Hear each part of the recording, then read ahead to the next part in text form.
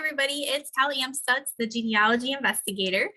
Today I am with you and I want to talk about how you can be a great ancestor.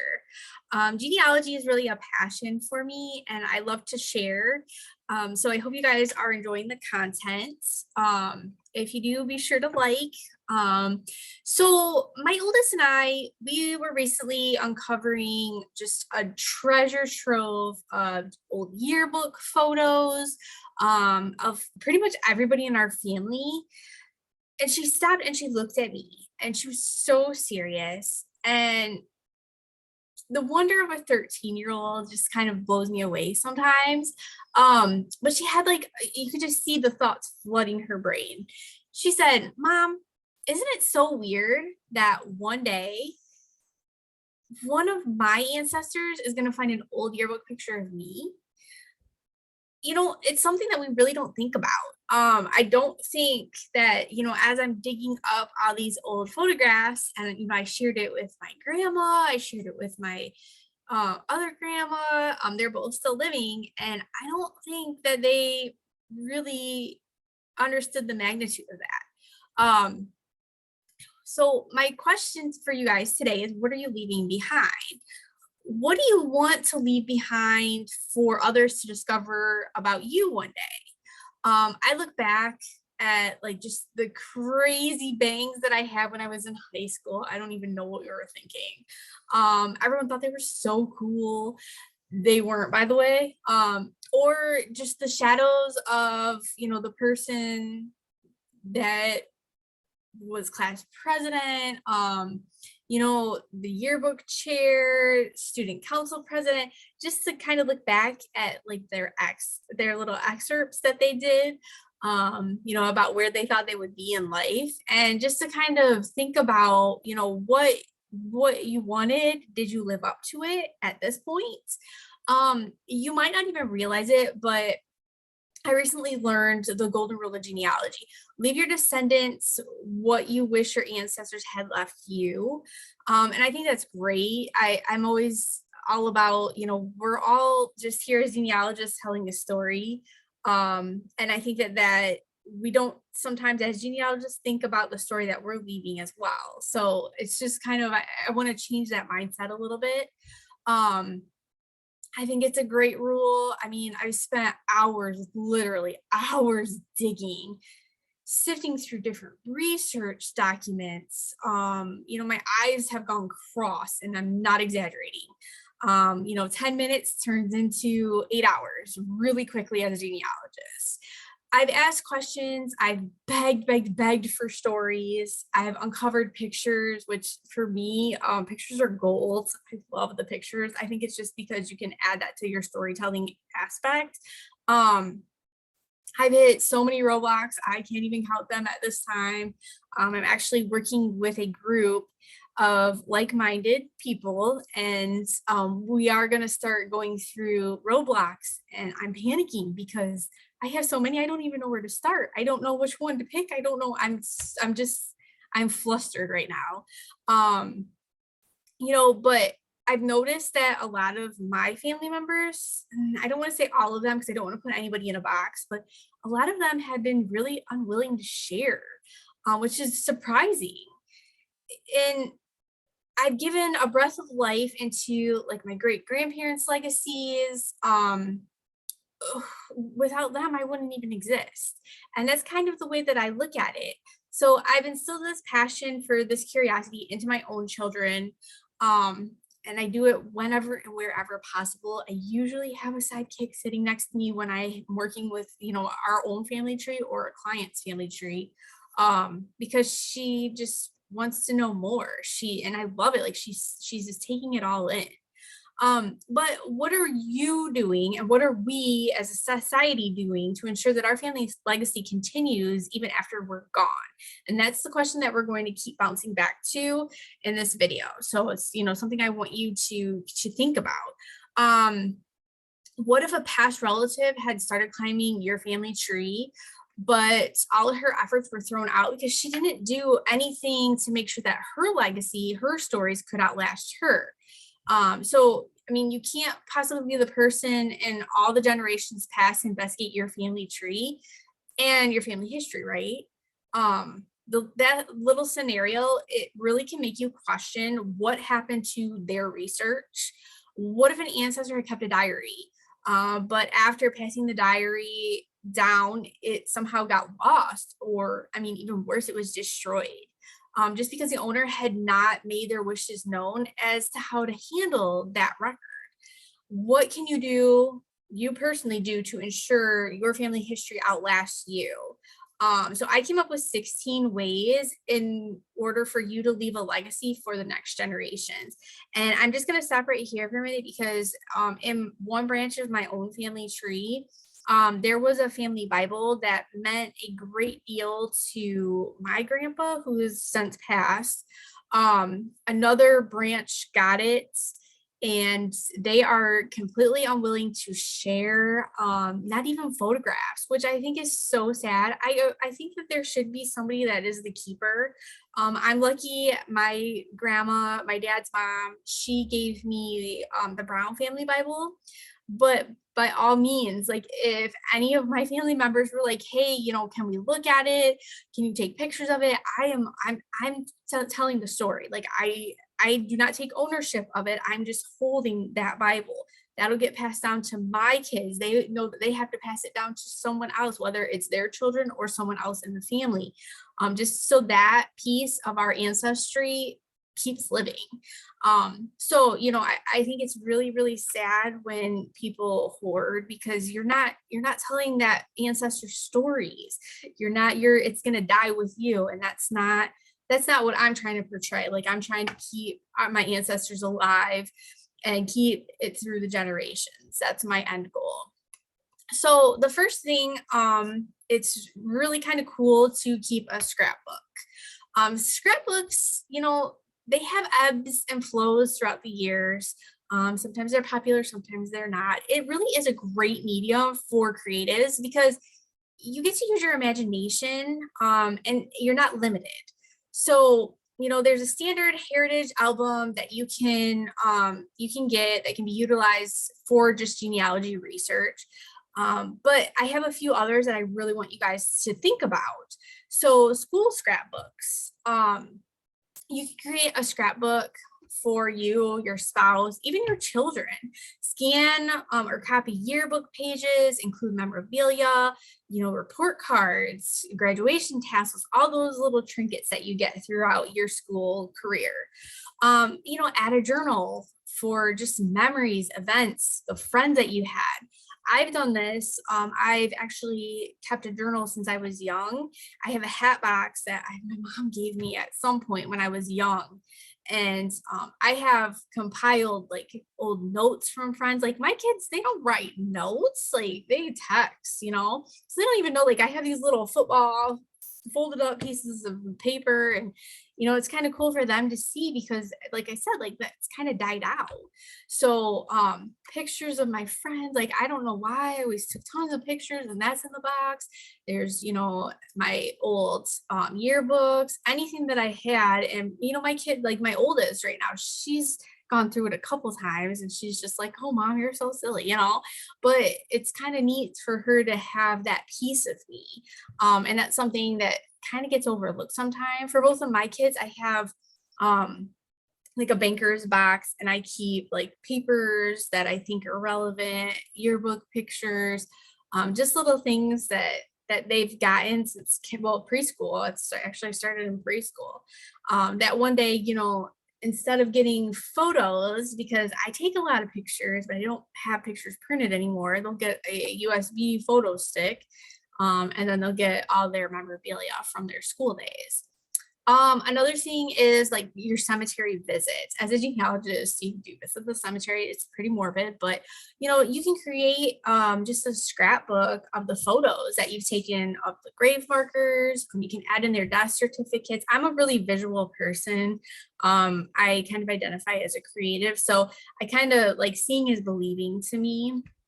So the more that you can, compile and have like a really convenient place to hold all those important research documents and be able to whip it out when you have people over, I think it's kind of more fun and it tells the story a little bit more for you, just the context.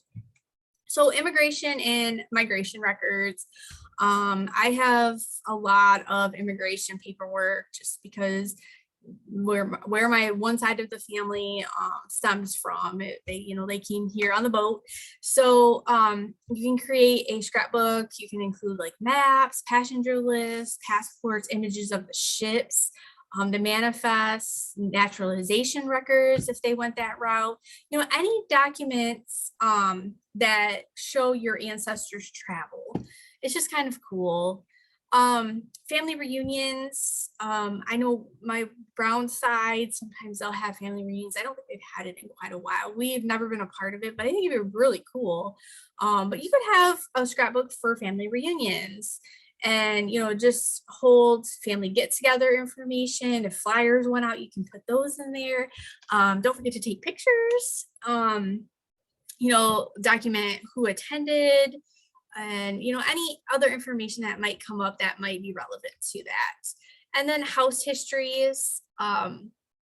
You can create a scrapbook of house paperwork, include deeds, pictures, descriptions, stories of who might have once lived there, how it might have been decorated, history that you might find out about the house. I don't know if many people know, but me and my husband, we bought a historic home. It was built in 1892 here in Ohio, and I was able to work with our historical society, and we tracked a really thick history on the family that actually built the house. It was built as a summer home because we're very close to the lake, Lake Erie. And there's certain aspects of the architecture in this house that are pretty unique. Like I have a stone fireplace that's really big. I have an angle nook. Like who has an angle nook? And then I have coffered ceilings that are two directional. So my living room, it goes one way, my dining room goes another, which is really, really unique because they butt up against one another. So finding out the pieces and understanding, the man that built my house, he was a big lumber to do guy in Toledo. He was very wealthy. He actually had the first car in Ohio in 1903, and he got a speeding ticket for it. So, just like finding those little tidbits is really neat. So I have put together a scrapbook for that. And that just kind of lets me pick up the pieces and I can look and see, like I found old pictures of our house, probably like right after it was built. And it's just kind of neat to see where he lived and how he came out here to spend the summer and just travel and figure out who this person was. So another thing, number 2, is you can preserve photos in an album. It kind of is like the scrapbook thing, but photo albums, they are by themselves a natural legacy project. Make sure that you're identifying the names, the dates, places within the photos. I know a lot of us today, we don't really print pictures because we're in a digital world. But like when I do take pictures and I'm filing them, I do make sure that, I list dates, I list who's in the photo, where the photo was taken. I try to cite as much as I can. And that's just for my kids for one day, when they're looking, because I know we have photo albums because me and my husband were 80s children and we have photo albums that have been passed down to us. And you take the picture out and it's really cool. You lift up the film, you take the picture out and you look on the back and there's nothing. And it's like, who are these people? When was this taken? And so it's always a mystery. And I try to take some of that mystery out. Your albums, they can go beyond those awesome photos that you've unearthed. You can put in collected military records, those ship manifests, you can put those into a photo album with photos, vital record sheets, census, even wills, things people don't usually think about. So I use binders. That's kind of my go-to. That's how I house my documents, unless they're digital. I separate by surname. I organize everything by like the individual behind different tabs. I use acid-free. I think that's really important. Acid-free sheet protectors. I kind of live in we have all the seasons, so I try to protect as much as I can. I label each sheet protector, trying just to identify, the document, the source, it's citing. I'm a cite person, so. But not only is this a great legacy project, but it also forces you to keep your records in order. Now I have binders of my hard copies, but I also have backups that are digital.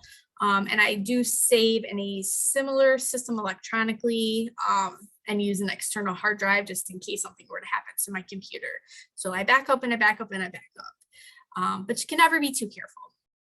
So the third thing is you can transcribe letters and diaries. I always ask, like, are you one of those really lucky genealogists who inherited your ancestor's diary? Maybe some old letters. You need to think about how you're going to preserve them for the future generations. Consider ways to make them accessible to other family members as well. A great example is to copy and distribute the documents, transcribe them, and annotate the pages with your research findings.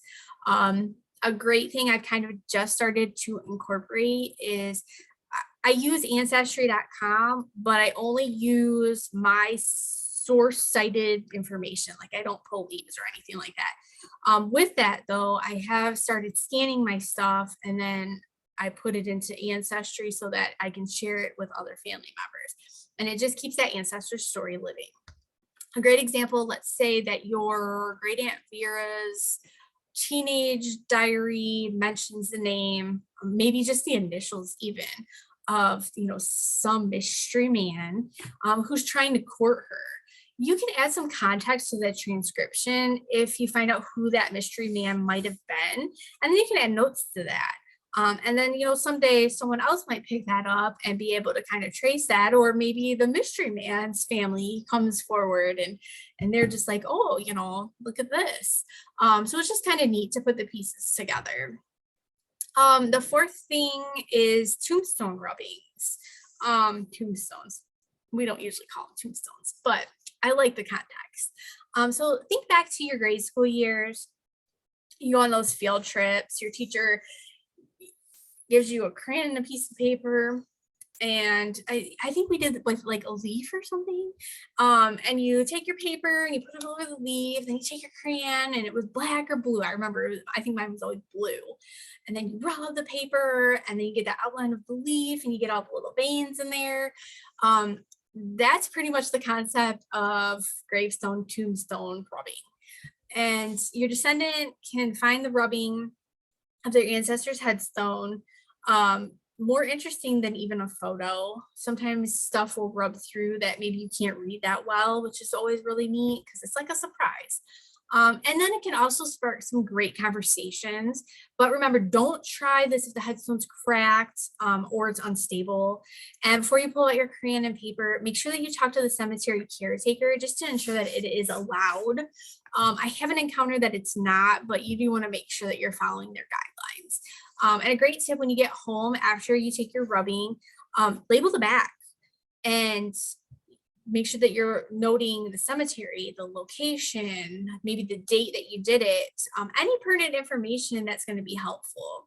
Then you can frame it, and then you can store it for future generations. You can scan it, you can handle it however you want to. It's pretty neat.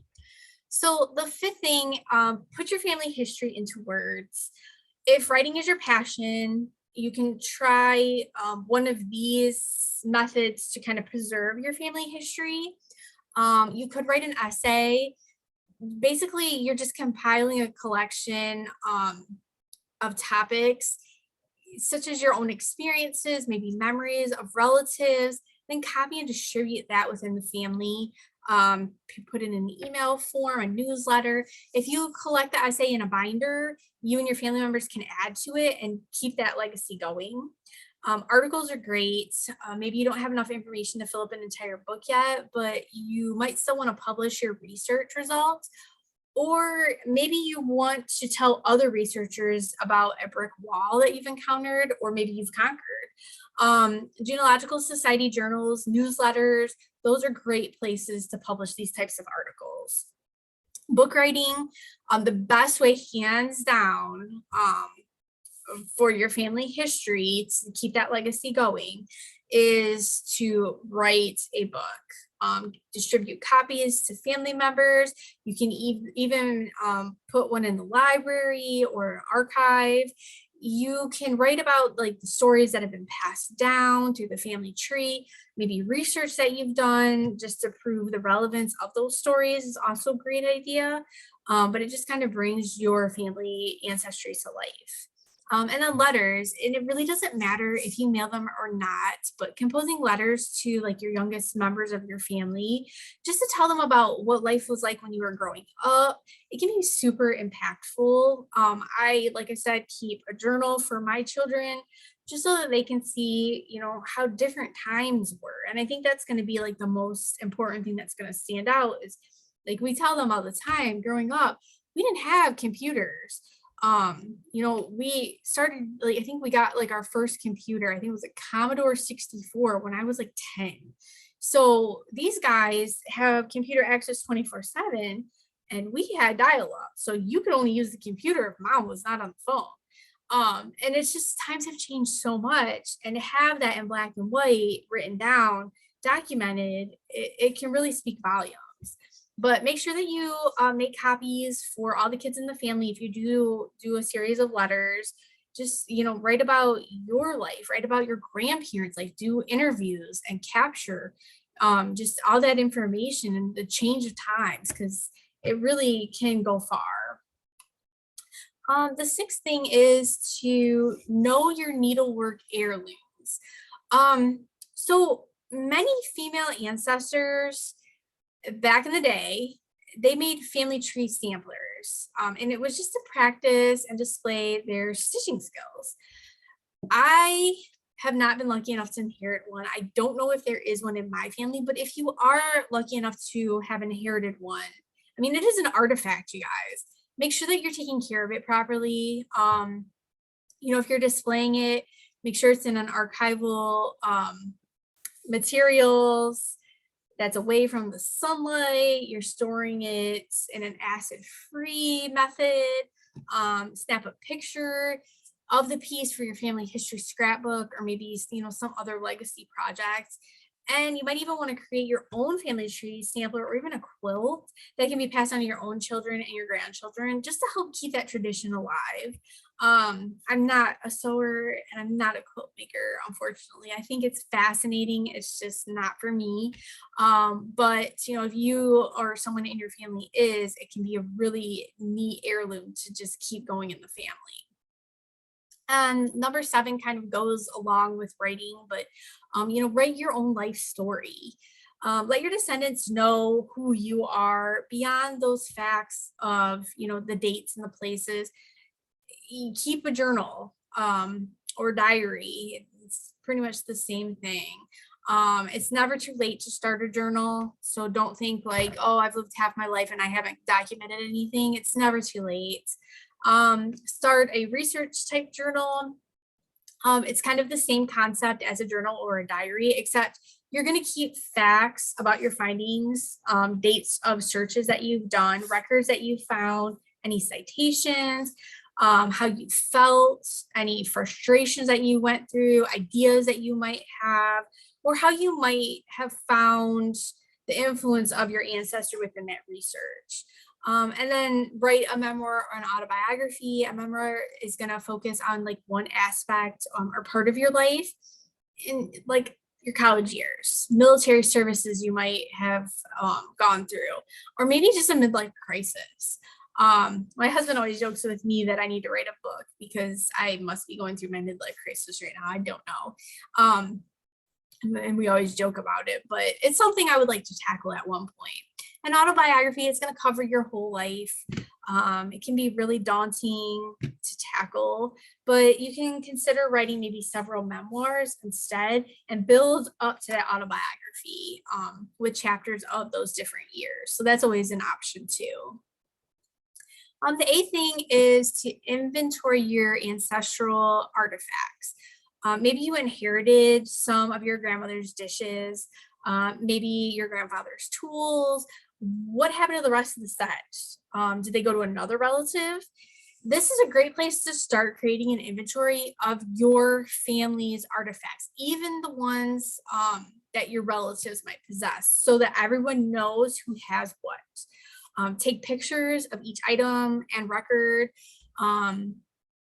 Make sure that you're writing down somewhere, like you're keeping some kind of log, or somebody within the family is, the owner's name and the address, a description of that item. If you took a picture, add that to that as well. How the item came into the possession of its current owner, the date it was made or maybe acquired, and then, the story of the heirloom. Who owned it originally? How did the family get it?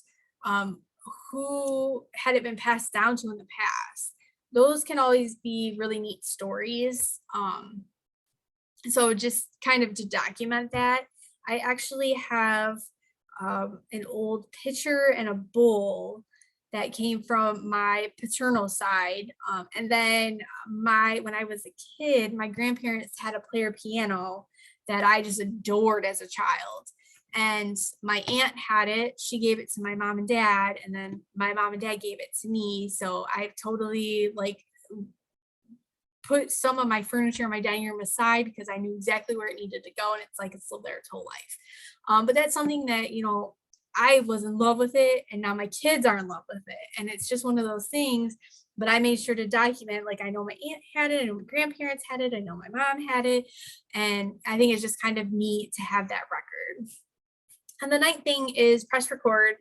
I'm so bad about this. I would be 100% honest, but you can pick up a digital recorder for under $50. It's honestly a great investment if you use it. You might get grandma talking about the past just one day out of the blue. And with the help of a digital recorder, you can capture what she's saying of that oral recollection. I try to do this. It's a little bit awkward, just because my grandma's always like, do not record me. But the stories that she has are so great. They are just awesome. And there's just every time she tells a story, they're never the same. And there's always more tidbits that I learn. And I try to capture it as much as I can. I do have a recorder I keep in my bag with me, and I try to pull it out as much as I can remember. But when you have the recording, make sure you're backing up so you have copies of it. And it's really simple. You just plug it right into your computer and it downloads automatically. And I store on an external hard drive. Again, that's just in case something were to happen to my computer. If I had a surge or something, I have it backed up. And then you can transcribe that oral history, which is kind of neat to put it in a context. So the 10th thing is you can add faces to your family tree. As collections of photos of your ancestors start coming a little bit more fruitful, you can start adding those pictures to your family's tree. I've started this. I love it. That's one aspect I can remember, back in the early 2000s, I just wanted a face with a name. That was really, really important for me. And I would make my own family trees because I didn't have that capability. Today, Ancestry.com, you can, and it's great. And I think I have pictures on everybody's profile that I possibly can. It really gives your family member something to talk about, and it gives everyone a little bit of a more in-depth look at these ancestors and their way of life, because you can learn a lot. Their hairstyles, what they're wearing, the background, what's going on, the context. I think that there's so much underlying things that can be found in photographs that, sometimes a picture is more than what you take it at face value. If you have a family tree mural, you can add photos, and it really could be a conversational piece, and it could be a unique collection that you could potentially pass on one day. Be sure to display copies and safeguard the originals. And if you're displaying your tree with pictures, try to pick a wall that doesn't get full sun. The 11th thing is to digitally preserve your family history. We are in an electronic era. So and as we move further and further into this paperless society, as our genealogy methods continue to change and evolve, it's really, really important to look into options for digitally preserving your family history. It's really going to allow a great way to look back at your work, as well as allowing for an easy way for you to share your family history with other family members. By compiling scanned photos and documents along with like any family stories that you come across, you can really create a family website. You can make thumb drives and share with everyone. I've done presentations, put them on thumb drives and then shared those. And it can be like a type of a scrapbook format. You really can be as creative as you want. You can even make video clips, which is pretty neat. But if you are going to post your family history online, be sure to follow some privacy protection principles, identify children only by their first names, get permission from living relatives before you publicize any information or details such as birth dates, residence, any of that stuff. Your goal is really to leave a legacy, not create a resource for identity theft. So that's just something to think about. The 12th thing is don't forget those family recipes. Gather up all the family recipes that you can find and create a book. Or maybe a website. I'm working on a book for my family members. I've been working on it for about a year now. It is not an easy thing to tackle, but it is pretty neat just because I have some new recipes, some old recipes. We make a stuffing, a dressing for Thanksgiving that's been in the family for a long time. And I know it's been tweaked here and there, but it's just kind of neat to put it on paper because every year I swear we do it different.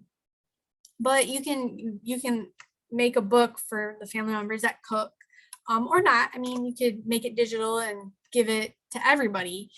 With each recipe, you could include a photo of the dish, maybe of the cook, who's famous for making it, add a quick bio about who the recipe originated from, make some notes about the tradition, or maybe some of the memories that come with that dish. If your family has a strong cultural background, such as Italian, Hispanic, I don't want to leave anybody out, but you can incorporate some of that food history, with that, which is, I think, a neat aspect. And then number 13, like I said, we have 16. So you can start a holiday newsletter. Starting an annual holiday newsletter, it could really just summarize stories about the family over the past year, just to send out to everybody within the family. File each one sent with your family history research, and keep a notebook of like letters or the newsletters you've written, or maybe you received from others. This doesn't just have to be an annual newsletter either. You could send it out quarterly. You can include relatives happenings, and as well as stories about your ancestors that you come across. Have some fun with it. You're going to probably do columns. You're free to cover everything from recipes to adding a mystery photo and having others try to guess who that person is.